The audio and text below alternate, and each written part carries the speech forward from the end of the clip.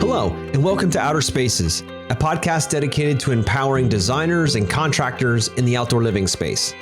Through this show, I hope to create a powerful resource for you, someone who is trying to grow their company but might not have all the tools and processes to do so.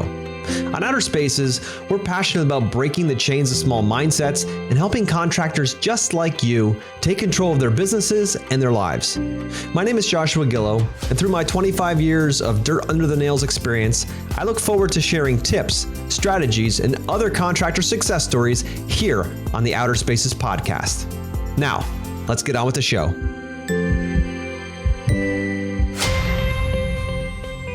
Hello, and welcome back to the Outer Spaces podcast. This is your host, Joshua Gillow. And today we're going to be speaking to somebody that's been on the podcast before. I wanted to bring him back on in order to get a sense of what he's seeing in the world right now as times are changing, economy's changing, and to get a sense of what he's been up to. This guy here, he's always got something going on. I loved this story before. And, he's the host of the Green Industry podcast. He's also an author. So, Paul Jamison, how you doing, man? Good, Joshua. Thanks for having me back on the program. Absolutely, dude. Thanks for coming back on. I know you're a busy man, so I'd love to, see what you've been up to. So, what's been new for you? Well, I've been traveling a lot, going to, trying to go to a lot of the industry events. And I just got back from a summer tour. Each summer, I go on the road for about a week and a half or 2 weeks. And I go to guys' shops, to their offices, to where their businesses are at. And, in person and interview them. And so I went to Alabama, Arkansas, and Tennessee, and traveled to 7 cities and just got to, see behind the scenes at a ton of different businesses. And it was a great time and definitely learned a lot. So nice. And why do you do that? Well, it all started in 2020 when COVID hit, and I was just thinking, this is a great opportunity. What can I do? And I knew a lot of people were home. And so I was like, I want to just go to people's houses or offices or back porch, if they want to be outside, and interview them in person. Because as you know, we just spent like 9 minutes with technical difficulties and, all this connection. And I technology drives me crazy. And so I was like, if I can be in person with people, that will get a lot better quality of content. My ultimate dream is to do it like Joe Rogan does, or Oprah Winfrey, or, they got so much money rolling in. They just have the guests come to their city, which is Chicago. And for Oprah back in the day, I think Rogan's in Texas now, but their guests would come to them. So I don't have that bankroll yet, but I just go to people and kind of hustle. And it just creates a good, interview, because we'll grab lunch or dinner, and then they'll show me their shop, their offices, their business, their equipment, and then we'll sit down, and it's a lot of fun. So I've gone on 5 tours and absolutely love them, and hope we can continue doing them in the future. So I love that. And how is that received by the person you're going to meet? Oh, they're honored. They're flattered. And I think, most guys' heads are just down building their business, and to have somebody else come in and just kind of share the origin story again. And, that was my first mower. That was my first skid steer, I think it refreshes them, getting to chat to another entrepreneur and kind of iron and sharpen an iron type situation. So they love it. And I love it. I think it's a win-win in our listenership. It's really, really good content. So we had a blast on this last tour. So that is so cool. Now, what's something you learned during those different events, or those different times you're spending with other business owners? Do you have any key nuggets? Yeah, ironically, I learned a lot about social media. I interviewed, he's an optometrist during the day, which is an eye doctor, for those of you who don't know what an optometrist is. Yep. And in his spare time, he lives on 18 acres in Arkansas. So it's beautiful backyard. I mean, 18 acres in Atlanta is unheard of. Our houses are like stacked on top of each other. Yep. There's 1 million people in my backyard. I mean, my county here. So he had 18 acres. And what he did is he took a reel mower that's like a cylinder mower, and he started mowing fairways and tee boxes, and he built a golf course in his backyard. And I mean, it's a nice golf course. Like it's nicer than a lot of public golf courses. He's just meticulous. So anyway, he filmed it and put it on TikTok, and he has 1 million TikTok followers. Wow. And I forget how many Instagram followers he has, quite a bit, and YouTube subscribers. So he has all the social media stuff built up. And so he sat in his backyard in the golf course, and I interviewed him, and he just gave me a bunch of tips of how to go viral on Instagram and TikTok and social media and stuff like that. And I actually did what he said, and my videos are blowing up. And so that, on a personal level, I got a piece of information I didn't have before, implemented into my social media stuff, and it's exploding. So that was unexpected, and that was really cool. Most of the other guys, have traditional lawn care, landscaping businesses and all of that. But this guy had a really unique story. I was like, man, I want to interview you. You built a golf course in your backyard, and it's actually cool. Really nice. Like, yeah, I'm a golfer. So I was like, dude, this is a nice course. And that was pretty cool. All right, you know where I'm going next here, Paul. I'm coming in for this is all unscripted, as you guys know that listen. We just go off the cuff here because that's where we're going to get the best nuggets. So, Paul, what was that secret that he taught you, if you don't mind teaching us? Okay, sure. So he wanted to do an experiment, and he's on TikTok, and he already kind of figured out under 15-second videos on TikTok, trending sound does well. But what he noticed is if he did something that was wrong, the peanut gallery in the comments, they would they would start chiming in. You idiot! You blew the grass after he edged. You blew the grass in the street. You moron! You should have blew it back into the grass. You suck. You're like, these people are ruthless in the comments. Mm-hmm. And so he's like, he was getting so mad. He's like, well, of course, after the camera only showed you 15 seconds. Of course, after I went out in the street and dusted it back into the grass, like this is a no brainer. But he's like, but that video got a bunch of views. So he said, and then he had another little thing where he would mow he has a real mowing grass, which means it cut it really short, like a half inch. And his neighbor has a rotary mower, so the neighbor cuts it higher. And it's just a little strip. So he doesn't cut it, when he cuts the little part in between his neighbor's house and his house, he doesn't mow his neighbor's house. So people in the comments are like, you're so selfish, you're so rude, just take the extra 60 seconds and mow your neighbor's yard. And they just let it happen. So he said, I'm going to do an experiment. And that video did well. He said, I wonder what would happen if in my 15-second video, I did 4 things that were not best practices, that were wrong. Mm-hmm. What would happen in the comments? So he did a video where he didn't mow his neighbor's yard and he mowed his, just a little patch. And then he blew it into the street. And I forget the other 2. He made 2 other mistakes while he was doing it intentionally. Yep. And the video had 35 million views. And counting. I don't know what it's at now on TikTok. It was by far the biggest video. I mean, it blew up on TikTok. And he's like, my theory works. And so I've been mowing like with my buddy, and he'll like mow the grass into the garden bed, and then the comments, you guys, so you're idiots. You should blow back. No, we know that. But them commenting makes the algorithm promote it more. And so I had 6. Since then, I've had 6 videos with over 1 million views. Because the trolls that think they're making fun of me are really helping me boost the algorithm. So the joke's on them. So anyway, if you don't mind people, you have to have thick skin, because I have all these people thinking I'm an idiot when the joke's kind of on them, because they're just helping my videos go viral. So that's incredible. That was the tip. And I never thought about that, because I always thought, well, I'd showcase my nice, look at this great finished product of this job we did. Is my kind of professional thing. Yep. And that won't get that many views. I mean, if you do a really good job, people might be, hey, great job. But he had a little quirky little example there, and it worked for him, and it's been working for me as well. So. Wow, dude, that's, it's so powerful when you think of that. And, we on social media, most people, I know when I first started, so I'm going to sling arrows at myself here first. When I first started, recording video and content, I was scared to death of it, dude. I was so afraid of what people are going to think. And am I going to do it right? Is anybody going to listen? Am I even worth listening to? This kind of stuff, right? So I had to get through all that head trash to get moving forward. But, to now take that to another level and intentionally do it wrong, because then you have what, I like to think social media is more like, at Facebook, I like to call it opinion book, because that's really what it is. It's everybody's opinion. Yeah. So give them the opportunity to kind of tell you what they think, their opinion all the time, and then you get the algorithm. So that's really a cool way to do that. So how have you implemented that now? I mean, you talked about, he talked about mowing lawn sideways and this kind of thing, or whatever you guys are doing. So how are you starting to use that?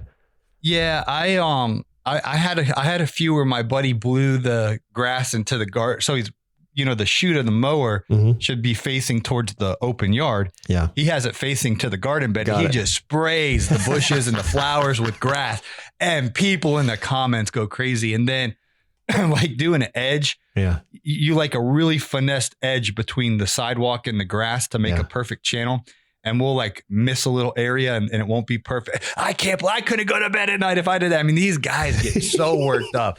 And so I'm having fun, but I think enough people are catching on now. They're realizing we're trolling.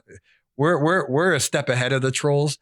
And so then some people in the comments are right into the trolls that are making fun of us. But dude, they're just playing around. And yeah. But the algorithm, because you get so many comments on the video, the algorithm goes well. And just using trend, I use a lot of trending instrumental sounds. That I think that helps. And I mean, I could talk your ear off. I talked to someone last night for hours. They wanted some help with videos. I'm like, don't you get me started. I can get going because it's really an algorithm behind TikTok and Instagram and YouTube and podcasting and all this stuff. And if you can figure out how to please the algorithm, it's going to promote you to the masses. Do you have any other little nuggets you want to drop about appeasing the algorithm gods? Sure. And I had my biggest month. I was just looking at my analytics this morning. I reached 14.7 million accounts on Instagram last month. And when I started this, I had 9,000 Instagram followers, and now I have 33.6 Instagram followers, 1,000. So I tripled my audience in about a month and a half. Wow. And it's cool to look on Instagram. I'm like, 33,000 Instagram followers. I mean, you just get more confident. It's weird. I was at the pool yesterday and this girl was like, what do you do? Blah, blah, blah, blah. And I was like, I post some stuff on social media. And she's like, oh, wow. You start flirting with me. I was like, well, when I had 9,000, these girls want you to talk to me. Now they're flirting with me. But it's paying off. So there's an app that I use called vidIQ TikTok. Okay. It's free. And when you go into vidIQ TikTok, it will show you the top 100 trending sounds, and it will show you an arrow up or arrow down if the song's kind of run its course and it's declining or if it's going up. So I obviously only pick songs that have a green arrow pointing up. Mm-hmm. And I personally don't want the filthy lyrics. A lot of these rap songs are, mm-hmm. F you and I banged your girl last. I mean, they just talk the whole crazy thing. I know that's not my image. I don't play any of those trending songs, which is like 80% of them. The lyrics are just filthy, in my opinion. But what I find is some gems that are instrumental that, it's just a beat, that I like. And so I'll take that beat and I'll use that trending sound. And again, vidIQ TikTok will show me what sound is trending. And then I'll take my video always make it at least 7 seconds. Okay. But then like 7 to 12 or 7 to 14 seconds, never over 15 seconds. What I'm finding, I think my biggest video has 11.6 million views, and I think it's like 7 or 8 seconds. And it's just my friends just mowing a little patch, and I put a song to it, and or put a trending sound to it, and it went bananas. So if people watch the whole way through, then they'll go back. It starts the video over again. So you got 100% watch time, which is going to make it go longer. So you want to kind of make them watch to the end. Got it. So pick a clip like that. But the trending sound, and then I use 5 hashtags for whatever the topic is. If you're, lawn mowing or whatever, I'll use 5 hashtags. So between the hashtags, between the video being nice and short and tight, and then on Instagram or on TikTok, if you take your video on TikTok, and then you can use another free app called snaptic.app. It's free. It's actually a website. It's not an app, but the website is snaptic.app. Then you on TikTok, you go to the 3 dots and you click on your video, and then you copy the link, and then you go to snaptic.app. You put your video in there, and then it will download the video and it will remove the TikTok watermark. And so the mistake that most people make is they take their TikTok video and they just republish it to Instagram. Yeah. Well, Instagram's not dumb. Instagram sees the TikTok logo on your video. They're not going to promote that on their platform. And so guys are like, I can't believe the video had, 500,000 views on TikTok and it had 212 on Instagram. Well, Instagram saw your logo. They don't want TikTok's image all over their platform. So with snaptik.app, you can take your same TikTok video. It will remove the watermark. So now you have the same video and it will go better on Instagram. My videos actually get more views on Instagram than TikTok, but it's the same video. Wow. I post the same video and I post on YouTube Shorts. My neighbor has 21 million TikTok followers and 3.6 million Instagram followers. He was a bartender 2 years ago at Texas Roadhouse. And in 2020 in the summer, he's an actor. Wannabe actor. And I think his brother or sister said, hey, you should get on TikTok. And so he's like, oh, okay. And so he started making some funny skits on TikTok and one of them blew up. And then he kept making more and more and more. And then he started making them every day. His name's Brody Wellmaker. And he's almost in the top 100 of TikTokers. He's a major celebrity now, but he was my neighbor and he's been feeding me all these tips. Nice. Basically everything I learned, he kind of tells me, but he had, his life has transformed in 2 years. He went from a bartender to now, I'm a major celebrity, 3.6 million Instagram followers, 21 million TikTok followers. It's nuts. Like we were at the pool the other day and people are like, are you Brody? Oh my God. Like he's like, if I go to Target just to walk in and get something, he'll get stopped like 3 times just to go in and get a banana and get out. Like he can't even go out in public anymore because he's a mainstream celebrity now, all from making little 12-second videos, 15-second videos. Actually, some of his are a little bit longer form because he does acting. Mm-hmm. But anyway, his Instagram's Brody Wellmaker. But it's changed my life. I just started working with Lowe's, and some of the biggest brands in the industry, are reaching out to me. But it's because I have clout on social media. If I just had 200 followers, no offense, I used to have that, but they're not. They're interested in attention and how much influence you have. And so I think everybody should be doing social media. People don't understand what I do. I try to explain to my parents or others like, what do you do again? And I was like, don't even worry about it. Yeah. They don't get it. I shoot video and I talk for a living and I'm impacting people's lives. So it's just different than you're used to. That's all. Yeah. But no, really a lot of people don't understand podcasting and social media and they just go, oh, that's cute. And I'm like, okay. But I love it. Yeah. No, man, I appreciate these nuggets that you're dropping on us here. And I hope you guys out there are taking notes. I know I am over here. And I always love when I have guests on that teach everyone something. So, Paul, that's really interesting. Do you have any other nuggets you want to drop before we move on? I could, like I said, I got a meeting here 33 minutes. So I don't think we have enough time I could teach you these all day, these little tips all day long. But I think whether it's TikTok, YouTube or Instagram or wherever, they look at the audience retention. And so if you want to post a video, you need to make sure that you have good audience retention and that you post it natively to that platform. So I see these guys with these big black bars on their videos because they filmed it with their camera this way.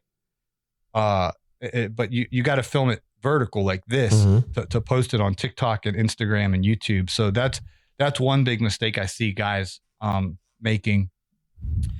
But man, I'm trying to think what specific tip that you would want, because there's a lot to pull from. No, I can imagine so, dude. And what you've given us already has been amazing. So let's hopefully that'll help change some lives for sure. And just go into it kind of making mistakes on purpose just to get people excited and get them, the trolls going wild. And you're like, okay, this is all about the trolls right now. Yeah. And I'm not saying that's not everyone has to do that. Sure. I have enough haters already. So I'm like, okay, I can handle the, I can handle the negativity. Yep. But, you don't have to go that route, but it does work because your engagement goes well. So, yeah. So I have a question for you on that topic. How do you manage mindset wise? How do you manage the haters? How do you manage the trolls? You're having fun, but do they get to you? And how do you manage it? That's an excellent question, Joshua. And I actually asked some of the folks that I interviewed on the tour, about that. I think for me, you can't see it over here because it's on the other side of my studio, but I have a vision board. Mm-hmm. And so I have to stay focused on my assignments in life and my goals. And when I start getting worked up about, somebody else being nasty to me or rude to me or derailing me, I was just thinking there was a message. Somebody really did something hurtful and wrong and rude and unlawful actually to me. And I was thinking about writing a message to authorities and there, kind of get a little legal thing going with this situation. It just, someone absolutely did me wrong, real wrong. Mm-hmm. And I was thinking about this and I was like, I'm laying in my bed. This is literally this morning. And it probably took up like 20 minutes of my thought space, just the frustration I have of this situation. And then I was like, you know what? I'm just going to drop it. I'm not even going to send a message because I'm just going to kind of cut these people out of my life and not even worry about it. I got to focus on this other big goal that I'm trying to accomplish right now. And this is derailing me from that. And so when I find myself getting sidetracked in negativity or people just trying to, when you start shining brighter and brighter, people will get jealous and envious and they'll try to pull you down because secretly they wish they had the success or the whatever you have. Mm-hmm. Because it could be you have a good family, you have money, you have clout, whatever. And someone sees that and they're like, I wish I had that. And because you have that and they don't have it, then they're going to try to take it from you and tear you down. So the faster you can kind of recognize that, and what I don't do, Joshua, is I typically don't respond. So, I block and delete a lot of people. I mean, daily I'm blocking and deleting, blocking and deleting, blocking and deleting, blocking and deleting, all day long. And the last thing I'll share is you have to be comfortable in your own story. And so I'm not trying to be somebody I'm not. And this is one thing I do notice when I go on tours, everyone tries to impress me and make their business look larger than life. Mm-hmm. And, we do this and we all, like, I like to, you don't have to impress me. Like, just, it's okay. You know what I mean? Or if things aren't as bright and shiny as the other guy was just visiting, they make it, we're going to get, it's like, dude, just be comfortable here. I started in the lawn care business in a 1997 Honda Accord.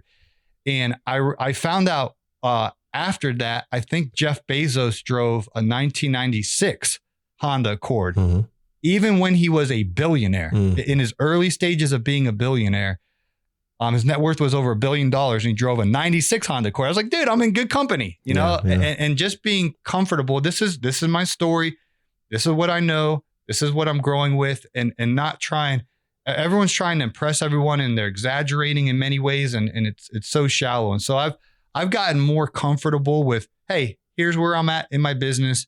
Here's where I'm at in life. And are people way further ahead of me? Yes, they are. But I can help somebody, especially guys that are just beginning, that are just starting. I'm further along than them. I have a heart of compassion to help them, but I'm not going to sit here and be some showboat like I'm, this rock star, all-star entrepreneur. So that to long story short, that's kind of how I deal with it. And it's an everyday thing because people are hating on me. When you do decide to post on social media, there will be a percentage of the people that are just nasty to you.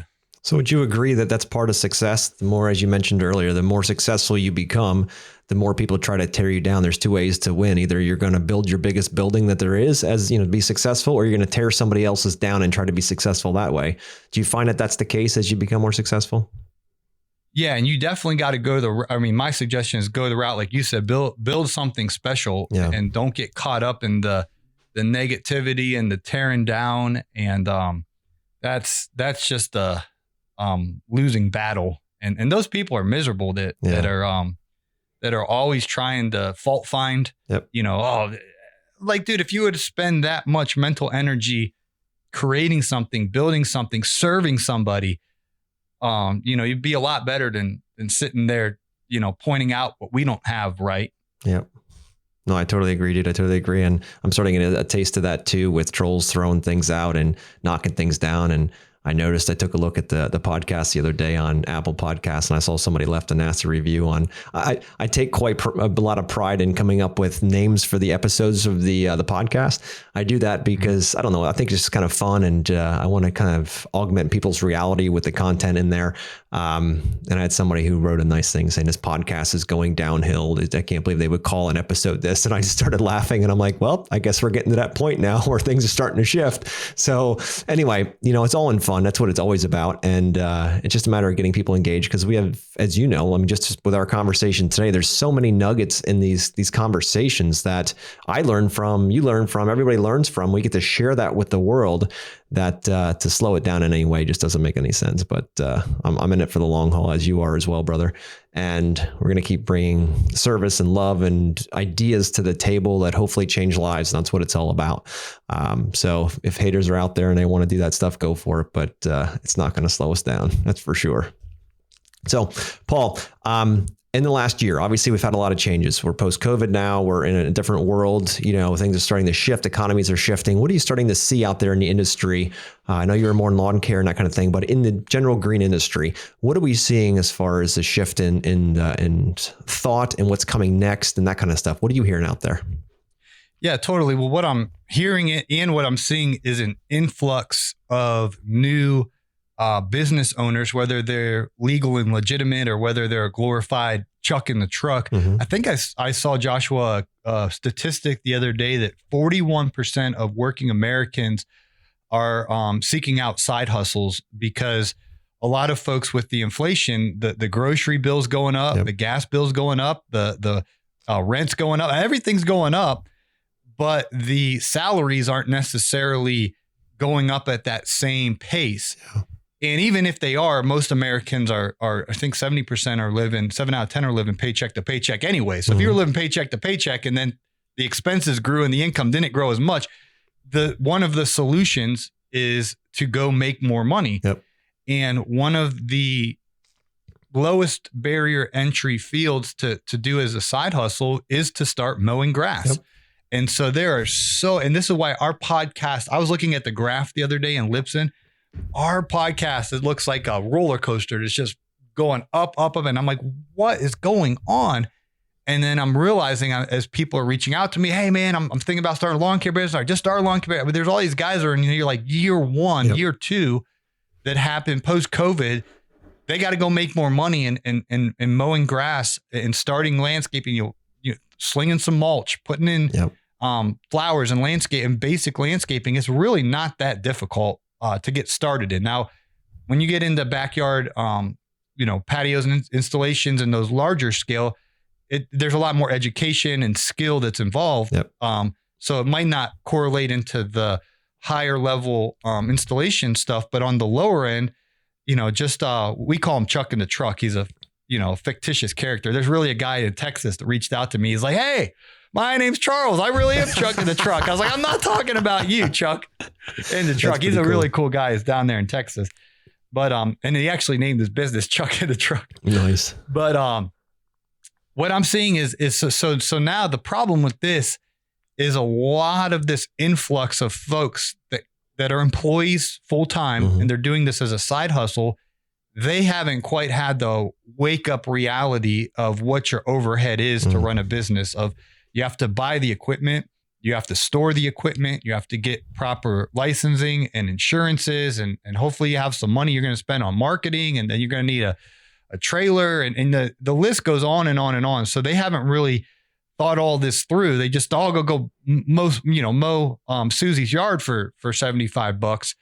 And so the newer guys that are coming in don't understand how much it actually costs to run a business and what you actually have to charge, what your break even is, of what you have to earn each month, each week, each day, each hour. And so they're underpricing the services, and the guys who have been around a while are getting frustrated because now there's a lot more competition, and it's like a race to the bottom in, yep, pricing. And so the lawn maintenance industry is in a very dicey, delicate situation because supply and demand, there's a lot more folks doing this now as a way to make money, which the competition is it can be looked at as good or bad, but in many ways it's really causing guys that have current businesses to really do a better job with marketing and be more aggressive with putting themselves into more customers and charging more. And overall, because I do consulting, so I do 30-minute and 60-minute coaching calls with folks. And the good thing that's come about all of this is guys that were maybe a little bit lazy. There is always margin. There, revenue is always much more than expenses, and things are going pretty good. Yep. Now all this, and they were lazy with their numbers. Now they're really getting dialed in on what exactly is our break even. What do we got to be making each day to break even? And guys are really paying more attention to their budgeting and to tracking their money. And so, I mean, my coaching calls are like money. You would think I worked for a financial budgeting company or something now. Like, people are so much more aware of their money now that there's a little bit of pressure. I think when times were so great, you could be a little bit complacent in that area just because there's so much money to be made in this industry. I mean, there's so much work out there. In Atlanta, we were ranked number 1. I was just looking at a stat the other day of the hottest real estate market or whatever, because all these people are moving in from California, New York, and Illinois, and all of these states. People are fed up. They're coming down to Georgia. They're coming down to Atlanta. We're literally number 1 in, I think, Phoenix and Jacksonville and Nashville and all these cities. So there's all these new people coming in. They got a bunch of money because they're selling their house in California for, like $2 million house. And they come down here and buy a $600,000 home that's nicer than the one they lived in there. Yep. They got all this money. So they're like, well, let's redo this. And they're just chucking money out. Like, I mean, it's the economy right now. In my opinion, I've been doing this since 2011. This is by far the absolute best time to be in the landscaping industry, especially if you're in one of these cities like Nashville or Atlanta or Phoenix or, pretty much anywhere in Florida, Texas. All these people are moving here and they got all this extra money because they just sold their house at top dollar. And literally they're just like, to them, they're like, I can't believe it. I'm living like a king here in Atlanta. And they're like, well, let's just gut the yard and start over. Yeah. And it's really, if you live in Atlanta and you're not making bank right now, then I don't know what's going on. Because our specific economy is absolutely booming. But I could go anywhere with this, so let me pause. No, I appreciate it. I appreciate your excitement with it as well, because there is just such opportunity right now. And, with COVID and everybody got kind of stranded in their house and hated their backyard all at the same time. So the whole industry went crazy. And what we saw is exactly what you're talking about, where everyone said that either wasn't employed or didn't like what they were doing, the great resignation. People said, you know what, I want to go work for myself. So I'm going to go start mowing lawns, mulching, planting bushes, things that I'm could be good at and make some good side money. And pretty soon it became a thing. The problem is that, in those boom times, even a kangaroo can sell these projects, right? So they just go out and they just show up and they're like, yeah, sure, you can do it next week. It's all about timing at that point. I don't care if you've ever done it before. You can do it next week. Here is more than you'll probably make in 2 months. Do it, right? And you're like, holy crap, there's something here. The thing is, as economies shift, as you know, you've been in this since 11. So as economies start to shift, those people end up, possibly the first ones that get cut out of the mix because they don't have an overhead structure. They don't have a business around them. They're just kind of freeballing this whole thing, making some money on the side, a side hustle, but they're also pulling out of the more established companies' pockets, taking some of these other pieces off. So it's really a matter of, if you're in a process where you just started a year or 2 or 3 ago, and you kind of rode this COVID, wagon, if you will, some of your hotter markets, like you're talking, they're going to stay hot for a while yet. There's still a lot of demand built up there, but some of the more, I'm in the rural area of Pennsylvania, so we're going to see it very differently. We're about an hour and a half outside of Philly, and the same of New York. So we see some of that influx coming in from the other parts, but most people are moving out of here and going somewhere else. So we're seeing the opposite side of that. So it's a matter of being mindful, because the people in this, the new economy coming, with the almost guaranteed recession coming forward, it's going to be different than 07, 08. I was through that. Now it's going to be a bit different, but we still have to be smart, because the people that are going to thrive through this environment, this new economic times, are going to be the ones that actually take time and, like, to your point, know their numbers. They know their break-even points. They know what their overhead is. They know what they need to recover. If they don't, they're driving blind. They put the blindfold on, they start the car, and they drive. And that's what's going to happen. They're going to hit a tree or something or hurt somebody. That's going to happen, right? So it's really a matter of knowing your numbers, knowing how to communicate with your clients, because the one who communicates best and delivers what the client wants truly is the one that's going to win, right? Especially when things get tighter with interest rates going way up as they are now. And they just announced another 75 basis point increase, which is 3/4 of a point up. Money's getting more expensive. So some people are going to have a tougher time getting the money to go. So you better have a better way to communicate with them and know your numbers so you know where you can be and not be. If they have a $50,000 budget for a project or whatever, fill in the blank, and you know that you're not really sure about your numbers, but maybe you can do it for 50 and you end up losing your shirt, or overbidding it. You could have done it for 40, but you lose the project because the other guy that they're bidding against knew that his numbers were good. He can do it for 45, and then he got the project, so knowing those numbers and knowing how to communicate and be that guide for the client is going to be absolutely critical in thriving through this next segment of economy that we're working in. Mm-hmm. Yeah, that's great. Yeah, absolutely going to be critical. Now, what are some of the more important things you're working on right now, Paul? Just mention that, traveling around and meeting people. I love that, especially, listeners and stuff, and getting that content true and authentic. That's what I love about you. You're going to gain, like when you listen to your podcast and I've listened to it, you're going to get that true, authentic, what is really going on, not some bullshit mock up. This is what I want the world to think I'm doing. Some men, especially, our egos run the show sometimes, right? We want to show off and be like, look how great we're doing, because we're proud, right? We're working our balls off to make this work. We want to, be acknowledged for it. Why not? Right. So, but what are you actually seeing out there? What are some of the important things that you're working on right now in order to get, Paul 2.0, when you're going to be, have your own TV show or wherever you're going? You mentioned about, doing this, not even full time, but making this your main gig. So what are you working on now to get there? How are you working on to get there?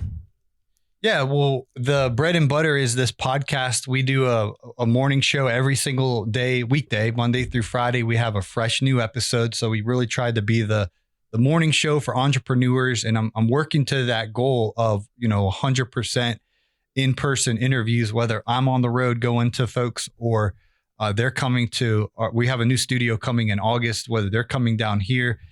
And also I try to go to the key trade shows in our industry. Of course, the biggest one is Equip, where I got to meet you in person last year. So I'll be there October 18th through 21.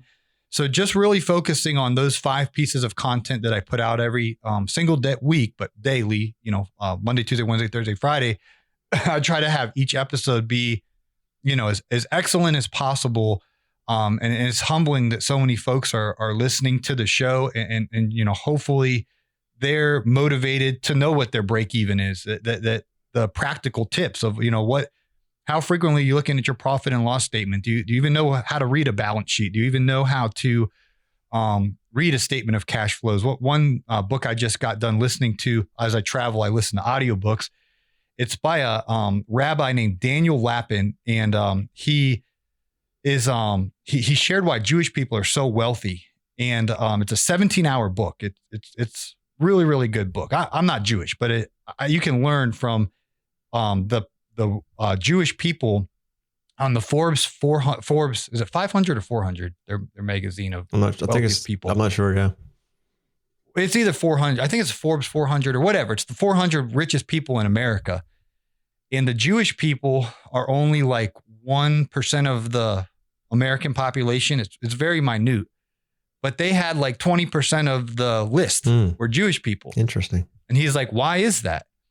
And he explained their process and their mentality of why they're so wealthy. And they think about success and serving people. And, it translates into them making a whole bunch of money. And so I was listening to that audio book. What was your question again? Because I forgot why I mentioned No, keep going, dude. Just keep rolling with it. Yeah, I'm loving it. Yeah. So, well, the book is called Thou Shalt Prosper. And so he was explaining that on Friday nights, the Jewish culture, and again, forgive me if you're Jewish and I'm botching your culture. I don't know what the Friday night dinner is all about, but he was explaining that they have dinner on Friday night as a family, and they have a wine glass and it's empty, and they'll take a bottle of wine and they'll start pouring it into the wine glass, and the wine glass, it'll start getting fuller. And then all of a sudden it will overflow, and they'll literally pour the wine and it will overflow the cup, and it'll start spilling everywhere. They have a plate underneath it, and it'll just start pouring onto the plate. And they do that every single Friday night as a family. So the kids grow up watching this.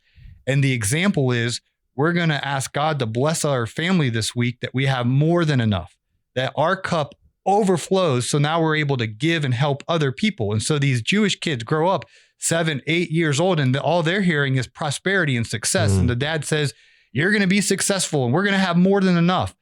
And then all of a sudden, you know, the next thing you know, the guy's 50 years old and he's a multimillionaire or billionaire to be on the Forbes 400 list. But they have that prosperous mentality, that abundant mentality.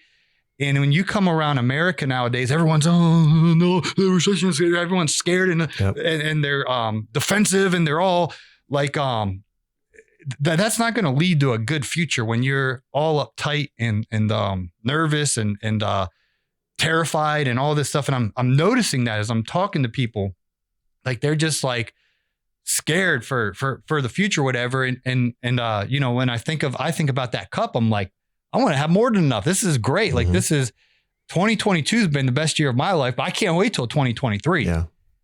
And so anyway, I think that mindset is important. And back to back to knowing your numbers. I think you really do need to, you know, be realistic and know, you know, have your budget fine-tuned and live frugally and all of that. But go out there and crush it and serve a lot of people and make a lot of money. And I'm looking forward to the future. So that's for sure. I love it, dude. And I love that abundance mindset. It is so super critical, because if you're going, to your point, if you're going in each day as scared of what's coming next and like cowering in the corner, it maybe just internally, you know, and trying to show up tough or whatever. And the next thing you know, it's like, man, if your mind is stuck in lack, your business will be stuck in lack. If your mind is abundant, if you have abundant mentality and abundant mindset, the next thing you know, things happen. I mean, you're an example of it. I'm an example of it. You're to your story of the Jewish people and their traditions. They're also an example of it, because they see nothing but abundance. And when you, just like a missile, when you lock your mind on something,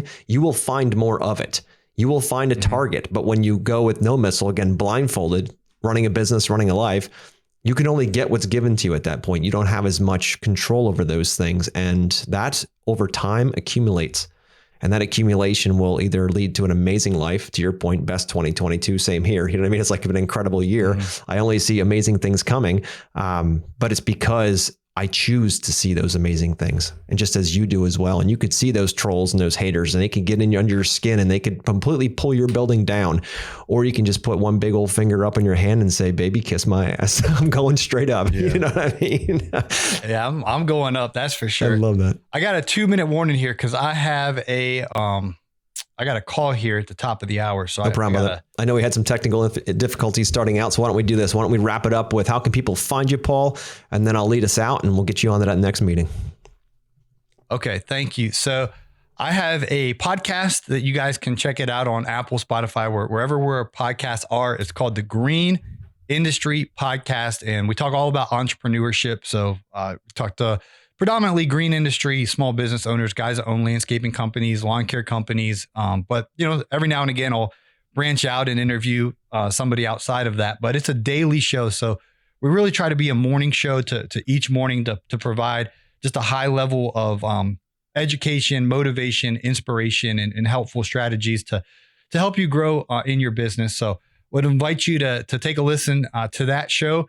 And then I'm also on Instagram. The handle over there is @Green Industry Podcast. And you can look at my videos and just see what I'm doing over there. There's a rhyme and there's a reason to it. And I'm learning from guys that have way over 100 times the size audiences as me, like my friend Brody and these other guys that I got helping me. They're teaching me. So you can kind of check out what I'm doing, and hopefully that will help you grow as well. And then on TikTok, that's just my name, Paul Jameson. So I'm over there trying to be a TikToker. I got like 62,000 followers, and it's amazing. Trying to get it going over there. Well, hats off to you, Paul. Thank you for sharing your precious time with us and teaching us. You dropped a lot of good nuggets here.